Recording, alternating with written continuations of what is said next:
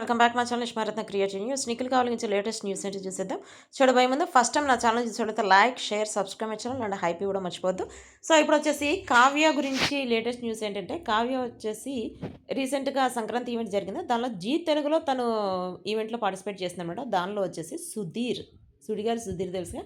ఇంతకుముందు మన నిఖిల్ కావ్యాలు పేరు ఎంత ఫేమస్ అయింది, ఇప్పుడు సుడిగాలి సుధీర్ది కొంచెం దగ్గర ఉంటుంది. అంటే నిఖిల్ కావ్యాలు ఫేమస్ అయినంత ఎవ్వరు ఆ స్పేస్‌ని అయితే భర్తీ చేసే ఛాన్స్ అయితే ఇప్పుడు కాదు, ఎప్పటికీ ఉండదు.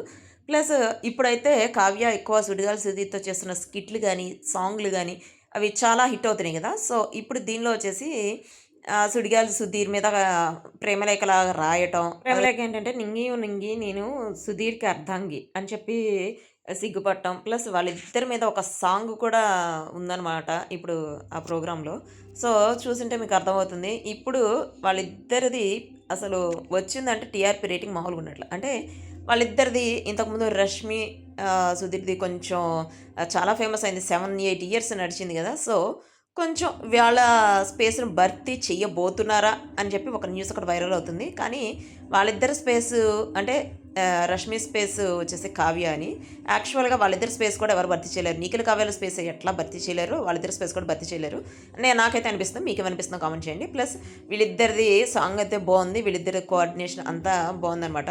సో, నిఖిల్ అయితే రీసెంట్‌గా ఆహ్, 'కావ్య' ఏమో జీ తెలుగులో వచ్చింది. నిఖిల్ ఏమో మా ఛానల్‌లో వచ్చాడు.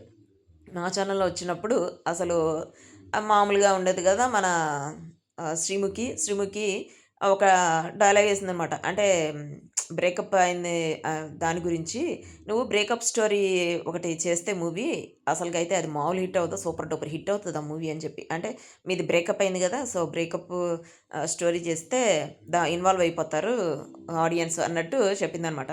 సో, ఇదొచ్చేసి న్యూస్ ఒకటి వైరల్ అయిపోతుంది. ప్లస్ రీసెంట్‌గా తను చేసిన 'ఆహా' ఛానల్‌లో కావ్య చేసిన షోలో వాళ్ళదే విన్ అయింది కదా! ఎవరు ఆహ్, తను చేసింది అంటే కావ్య చేసింది ప్లస్ ప్రేరణ ఇద్దరు టీమ్ గదా! సో, వాళ్ళిద్దరిది విన్ అయినట్టు మనకు ఆల్రెడీ తెలిసిందే గదా! సో, అదైతే అయిపోయింది. ఇంకో సీజన్ గూడా రాబోతుందనమాట. అదే కాకుండా కావ్య వచ్చేసి ఇంకా లేటెస్ట్‌గా ఒక ఓపెనింగ్‌కి రాబోతుంది. అదేంటి నెక్స్ట్ వ్లాగ్‌లో చూద్దాం. See you next video. By.